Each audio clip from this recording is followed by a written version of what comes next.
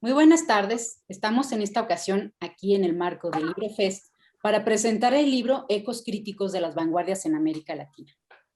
Para esta presentación nos acompañan Cecilia Erazo, quien es la coordinadora del volumen, y también Ethel Barja, quien es una de las autoras del libro y va a presentar también algunos comentarios. Voy a cederle la palabra primero a Ethel, y para eso voy a leer una pequeña semblanza. Ella es escritora, traductora y docente. Publicó los libros Trofeo Imaginado, Entre Dientes en 2011, Gravitaciones en 2013 y bueno, otra edición en 2017, Insomnio Vocal en 2016 y Travesía Invertebrada seguida de Bandeo en 2019. Su escritura ha sido incluida en Voces al Norte de la Cordillera, Antología de Voces Andinas en los Estados Unidos, en 2016, y en las revistas Lucerna, Los Bárbaros, Hostos Review, Latinoamérica, perdón, Nachrichten, espero haberlo dicho bien, Lesen, entre otras. Recibió el Premio Cartografía Poética 2019 en Perú. Ha participado también en eventos internacionales como Latinale en Alemania en 2018 y Feria del Libro Hispana Latina en Nueva York, eso en 2017 y 2020. Es licenciada en Literatura por la Pontificia Universidad Católica del Perú y maestra en Literatura Hispánica por University of Illinois a Chicago. Es doctora en Estudios Hispánicos por la Universidad de Brown y dirige Gociterra, portal de crítica, creación y traducción. Bueno, aquí también les doy la página donde pueden encontrar parte de su obra, es www.etelbarja.com. Y les cedo la palabra. Muchas gracias por acompañarnos. Gracias, Katia, por la presentación. Quiero empezar agradeciendo esta invitación a participar en este evento. Es muy grato para mí acompañarlas, a ti y a Cecilia. Quiero felicitarlas por el volumen Ecos Críticos de las Vanguardias en América Latina. También felicitar a Giancarla Di Laura, coordinadora del volumen Descalzar los atriles, Vanguardias Literarias en el Perú. Estos volúmenes son parte, como ustedes saben, de A 100 años de las vanguardias latinoamericanas. Estas publicaciones son importantes porque nos permiten revisitar cuál es la singularidad creativa que América Latina ha aportado a la experiencia artística de vanguardia, cómo leemos el espíritu de renovación de hace un siglo atrás y cómo permanecen sus obsesiones, sus esperanzas y sus debates en las expresiones artísticas contemporáneas. Los diversos colaboradores asumieron el reto de revisitar la novedad y aún dar cuenta de su frescura, de esa primera vez en la que la innovación echó luz en la realidad. Se trata de un auto audaz, sobre todo en consideración del contexto de la pandemia del COVID-19, en el que nos hemos visto forzados a repensar las relaciones humanas y las relaciones con el medio ambiente. El volumen se abre con una cita a Alfredo Bossi, donde se señala que las vanguardias literarias sugieren un mosaico de paradojas. Así se señala la heterogeneidad, la maleabilidad y la exploración radical que las vanguardias latinoamericanas significaron y que son inabarcables con aproximaciones uniformes. Por eso, el texto que abre el volumen de Silvia Pape nos invita a ser autocríticos en nuestra aproximación a las diferentes expresiones de vanguardia, reflexionando sobre la metodología en la que debemos plantearnos qué significa conmemorar el deseo de lo nuevo, cómo conmemoramos la provocación a la sensibilidad que realiza la vanguardia. Es decir, plantea las condiciones de posibilidad en la que nos acercamos a esta memoria social y cultural que la vanguardia canaliza. Pape hace énfasis en que existen puntos ciegos, ¿no? Lo inmaterial que forma parte importante de la vanguardia y a la que no podemos acceder porque hay omisiones y olvidos inevitablemente y que forman parte de cómo se configura el canon. Pape nos señala puntos claves como la complejidad temporal de las expresiones de vanguardia, en las que cuando hay vanguardia no hay solo vanguardia, ¿no? Hay transformaciones ideológicas, sociales, y son elementos externos que tienen que tomarse en cuenta. Asimismo, la interdisciplinariedad.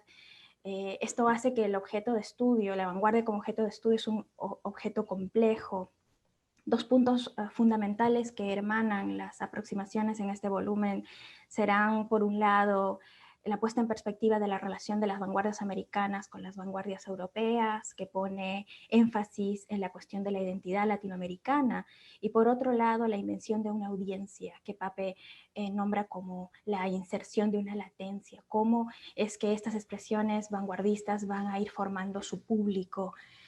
Respecto a la comunicación entre vanguardia europea y vanguardia latinoamericana, Gabriel Cortiñas nos muestra la importancia de un giro crítico en el que nos aproximemos a figuras como Huidobro o como Pablo de Roca, teniendo en cuenta que Huidobro va más allá del cubocreacionismo, Pablo de Roca va más allá del surrealismo. Porque más allá de este intento de internacionalismo de Huidobro, hay un antiacademicismo que conduce a la poesía latinoamericana a formas como la antipoesía de Parra. En Pablo de Roca existe esta exploración continua por la búsqueda de una concreción del lugar desde donde se crea lo nuevo.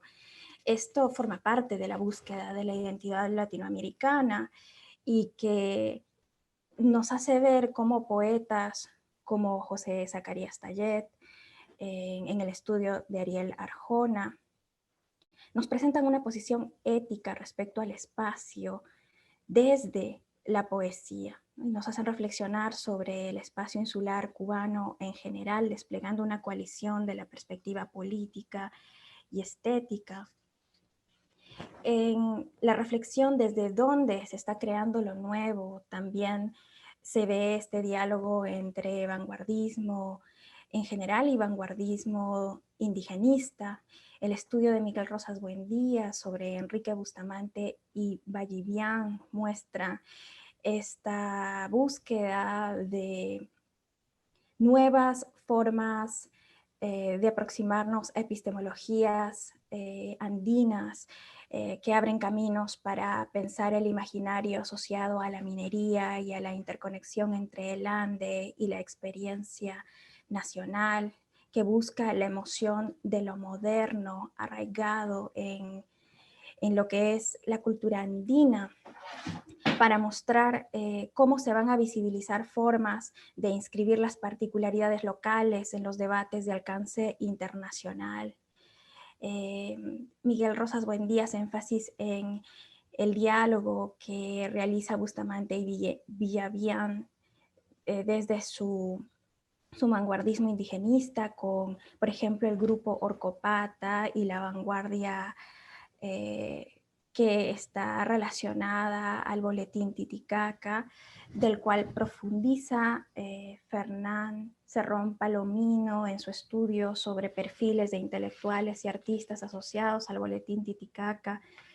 Se retorna a esta noción de la complejidad temporal de la vanguardia a nivel sincrónico. Están pasando otras cosas como el proceso de democratización de las sociedades oligárquicas, o en el caso peruano y en el de otros países de la región, la expansión de la instrucción universitaria y técnica, así como la democratización de la prensa. Fernán Cerrón Palomino hace énfasis en esta búsqueda de originalidad y nativismo, nuevamente esta necesidad de señalar el lugar desde donde se están produciendo las creaciones innovadoras, y nos habla un poco más sobre Mateo Jaica, Inocencio Mamani y Francisco Choquehuanca, quien particularmente estaba preocupado por la reapropiación cultural y cómo existió una necesidad, y aún existe, y por eso la vigencia de la vanguardia, de que la población sea del altiplano, en este caso de otro arraigo indígena, se acerque a la instrucción o a la alfabetización en su propia lengua. También respecto al boletín Titicaca, Fernán Serrón Palomino hace énfasis en lo que al principio Pape nos señala como esta creación de audiencia o de esta latencia, porque el carácter material de la producción vanguardista se traduce en los proyectos editoriales, y es un punto en el que Serrón Palomino hace énfasis, ¿no? Como Churata, Gamaliel Churata, a partir de su experiencia como trabajador de imprenta en Puno, se configura como un eje fundamental para poder ver cómo o mostrar cómo las operaciones editoriales van a ser importantes para la difusión de la vanguardia y la fundación de redes que van más allá del centralismo limeño. En otra geografía, en México, Yadira Cuellar va a centrarse en el estridentismo y señala también la importancia de la producción editorial como una propuesta estética en la que los elementos técnicos y visuales van a tratar de aproximar la creación literaria al ámbito comercial, como para ella se manifiesta en hojas de vanguardia de la revista Actual, y de este modo podemos ver cómo la producción editorial para estas expresiones de vanguardia van a servir como un programa que depende de la materialidad, de la difusión de sus expresiones. Retornando al planteamiento de la complejidad temporal que Pape ponía en relieve en el estudio de Rogelio Guedea sobre la poesía coloquial, y en la que hace Cecilia Erazo sobre las proyecciones de vanguardia en Argentina, se ve cómo la vanguardia nos propone un tiempo elástico, un tiempo que se expande, en el que la vanguardia, por ejemplo, como señala Guedea en el caso de las aproximaciones a la cotidianidad de Girondo, la metapoesía de Huidobro, o el componente social y político de Neruda y de Vallejo, van a retornar dando un legado importante para las composiciones poéticas de Pedro Mir, Juan Gelman, Roque Dalton, Ernesto Cardenal, entre otros. En el caso argentino, esta interacción productiva de la vanguardia con sus contextos se replica en el caso de la neovanguardia y la posvanguardia, como señala Erazo. El estilo conversacional aparece como un nuevo realismo, ¿no? Y esto siguiendo a Retamar, que va a plantear una cosa novedosa, distinta a lo que se buscaba con el realismo en el siglo XIX o con el realismo socialista. Así también se entiende cómo se difunde el surrealismo en Argentina, más allá de la época considerada tradicionalmente de vanguardia.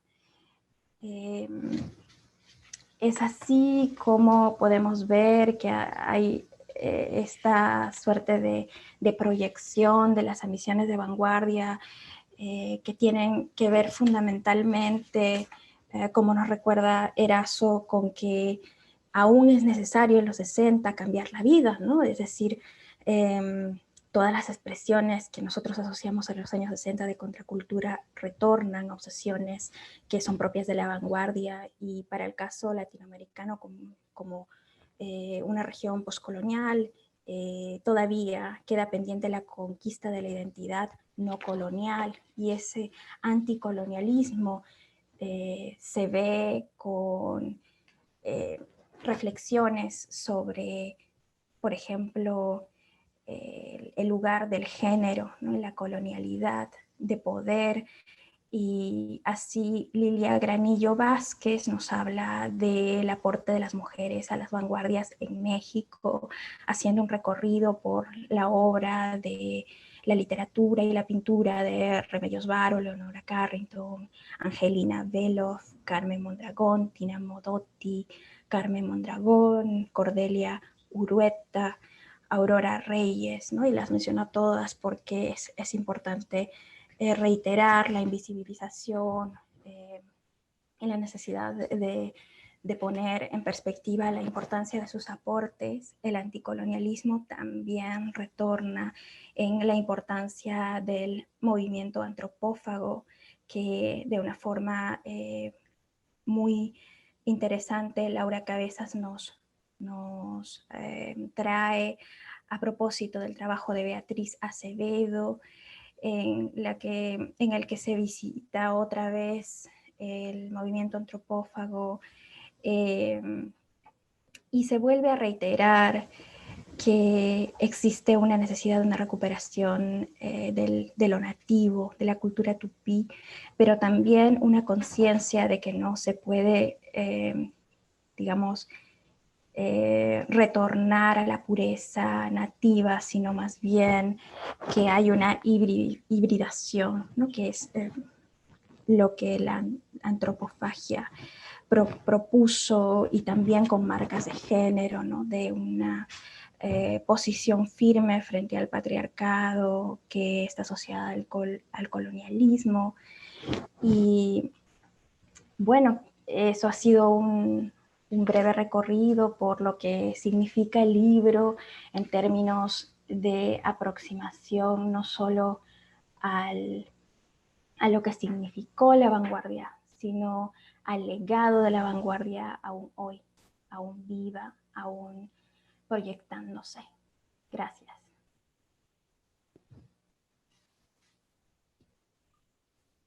Muchas gracias, Ethel Barja. Has hecho una lectura bastante interesante, has vinculado, has tejido entre cada uno de los capítulos que conforman el libro. Y bueno, para no perder mucho tiempo, vamos a cederle la palabra a Cecilia Erazo. Voy a leer una muy breve semblanza sobre ella.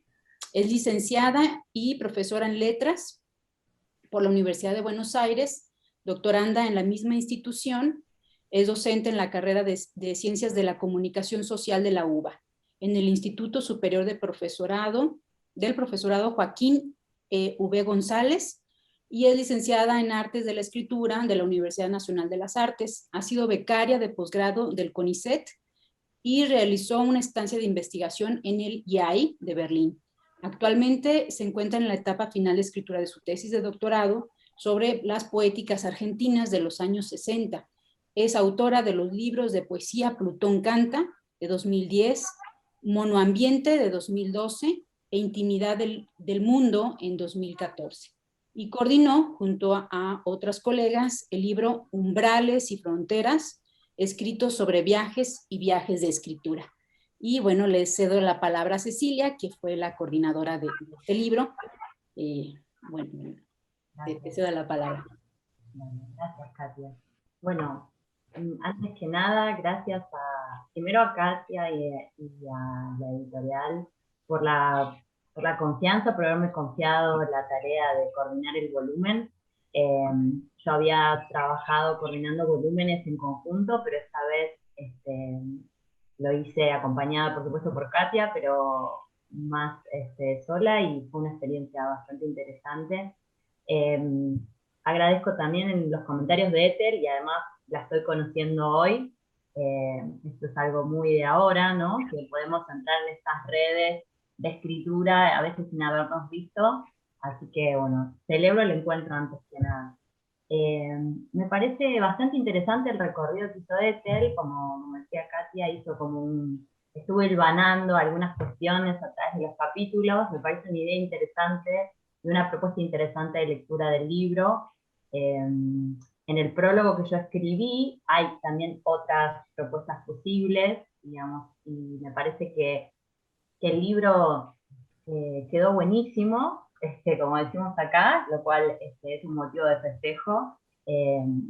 Creo que las perspectivas que propone el libro son perspectivas actuales, renovadas, respecto a estos objetos críticos que tienen ya su tradición en los estudios académicos, es decir, las voces a las que hemos convocado para escribir en el libro, creo que todas, y también voy a hacer un comentario sobre el capítulo de Ethel, que ella participó con un texto sobre César Vallejo, bastante interesante, o por lo menos a mí, que también me dedico a poéticas de los 60, me resultó bastante interesante su lectura supuesta en relación de esa trayectoria intelectual de Vallejo y sus viajes a la Unión Soviética, con lo que después sucede en la materialización concreta en el lenguaje poético de esas preocupaciones políticas de Vallejo, ¿no? Que trajo, digamos, de esos viajes, y que luego en España, aparte de Mies de Cáliz, aparecen materializados, ¿no? En cuestiones vinculadas con la lírica.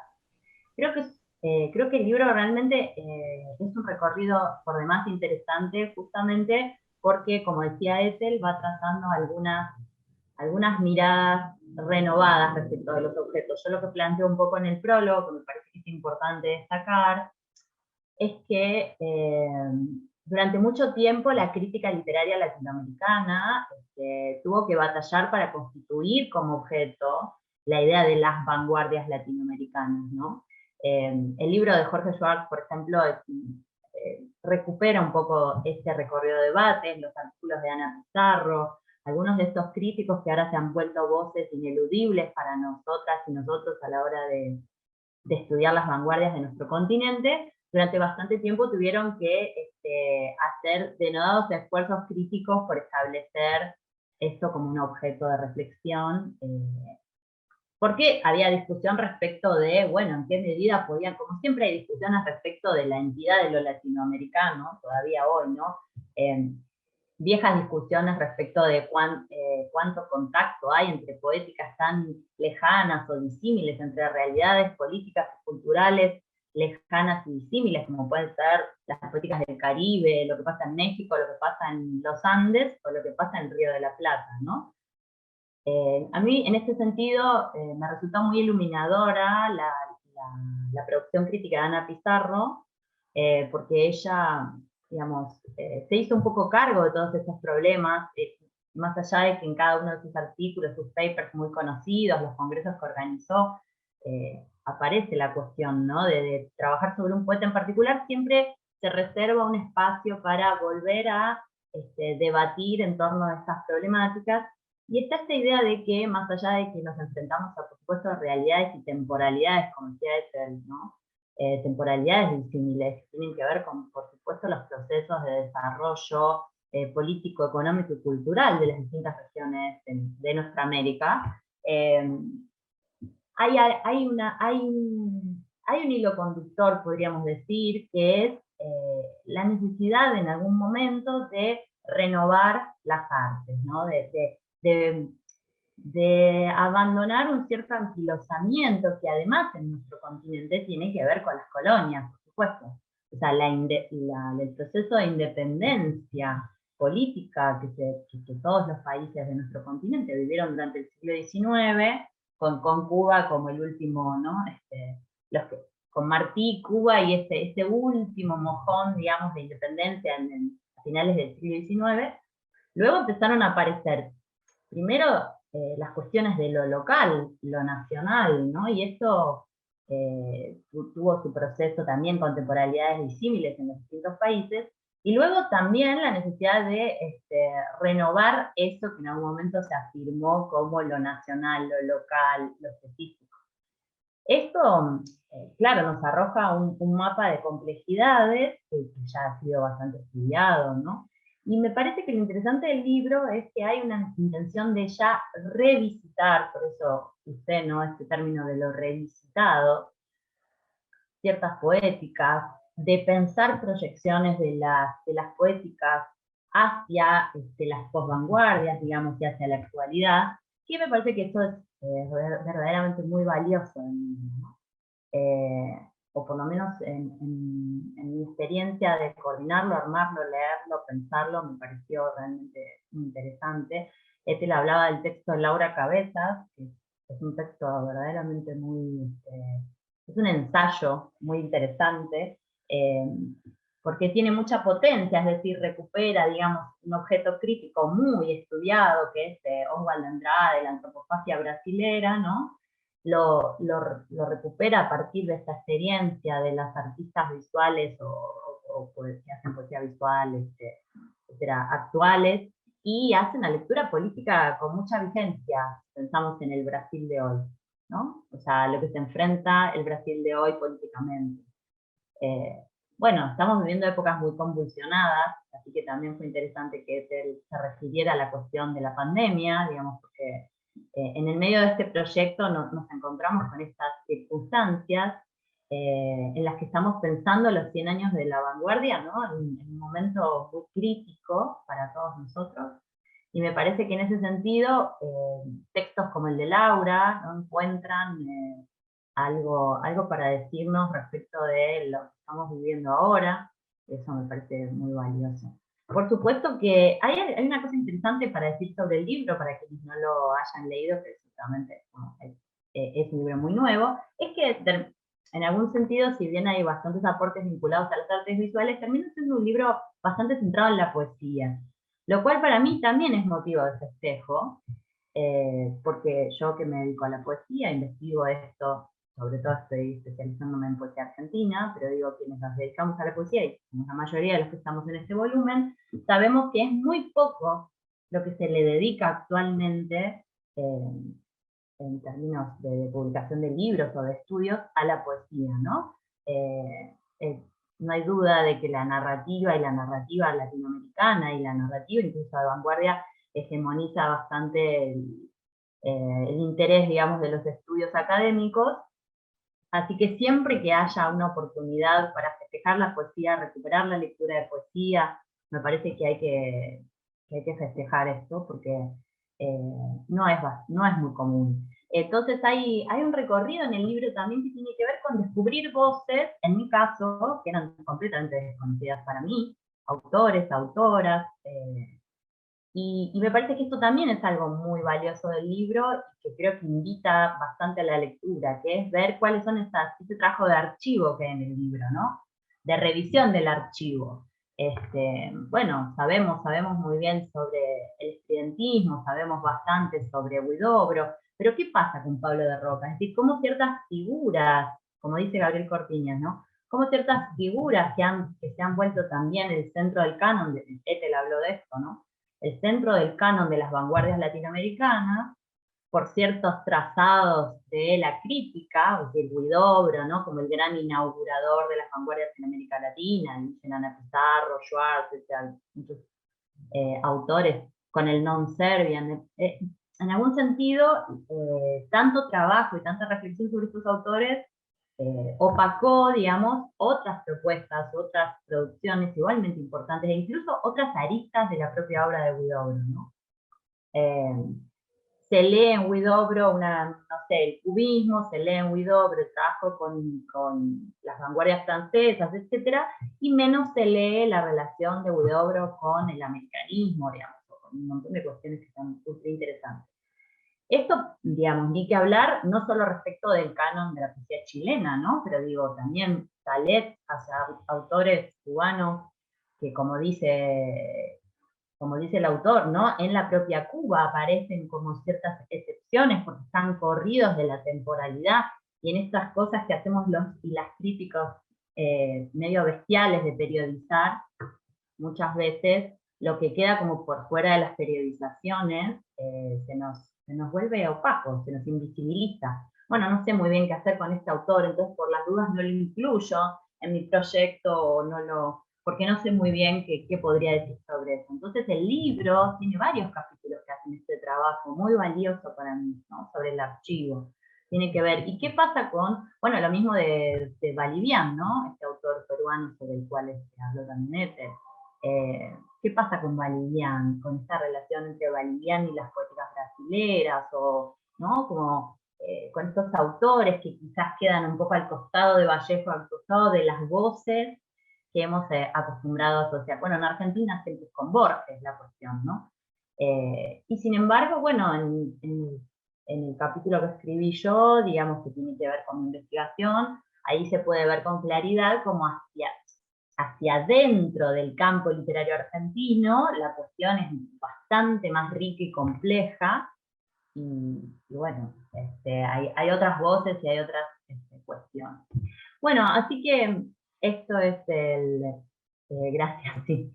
Esto es un poco lo que se van a encontrar cuando lean el libro, así que esperamos que nos acompañe en esta aventura crítica. Me parece que es para celebrar, es un libro que quedó muy bien.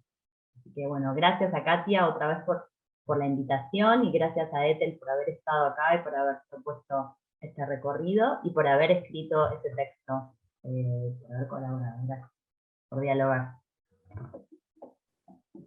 Sí, pues a mí no me queda más que agradecerles también bastante, tanto a Ethel, leer su texto y bueno, a que ella haya participado en este volumen colectivo, es un gran honor, tanto para Editora Nómada como para la UAM, que porque fue coeditado con la UAM, y Cecilia, bueno, también igual muchos afectos desde nuestra estancia en Berlín. Qué bueno que pudimos coincidir en este proyecto. También su libro, su artículo y la coordinación del libro, o sea, son bastante valiosos para la editorial, y la UAM yo creo que también se va a sentir bastante honrada con su participación de las dos. Entonces vamos cerrando. Yo creo que esta es la primera de varias presentaciones, esperemos, y nos podemos extender más en otras ocasiones. Por lo pronto les agradezco bastante y pues nos seguiremos viendo. Bye.